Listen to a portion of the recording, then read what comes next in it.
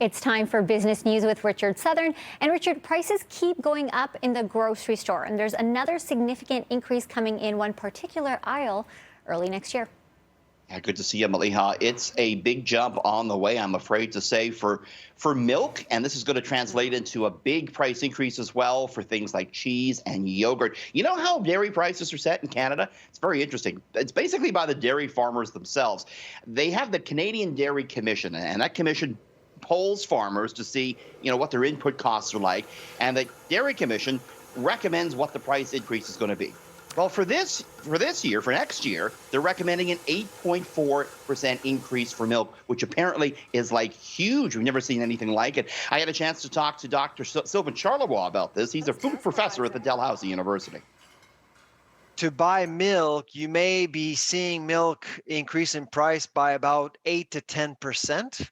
That would be fluid milk.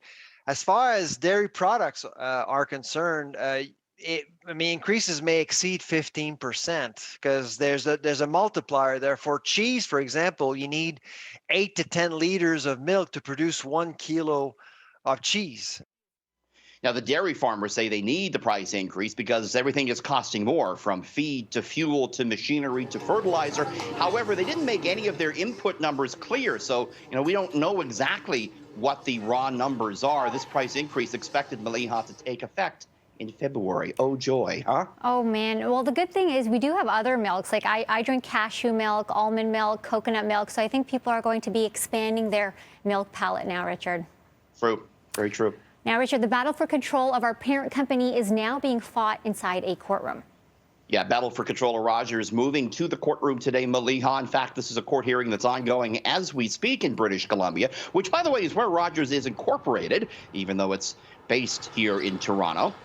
The hearing before the BC Supreme Court stems from a petition filed by Edward Rogers last week, asking that the court declare legitimate a board that he formed after he was ousted as chair in September.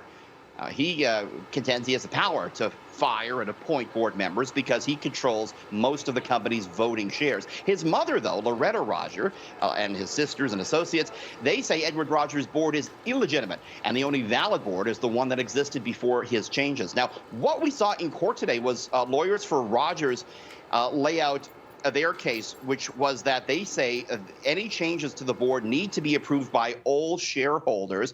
Lawyers for Edward Rogers, though, say no, he has the power to do this through his voting shares. That's where they left it. There's no decision expected today. We're going to continue to follow it, Maliha. Something else we're going to be talking about is, could our smartphones eventually spell the end of cashiers? One retailer is testing out a new app that could transform how we shop.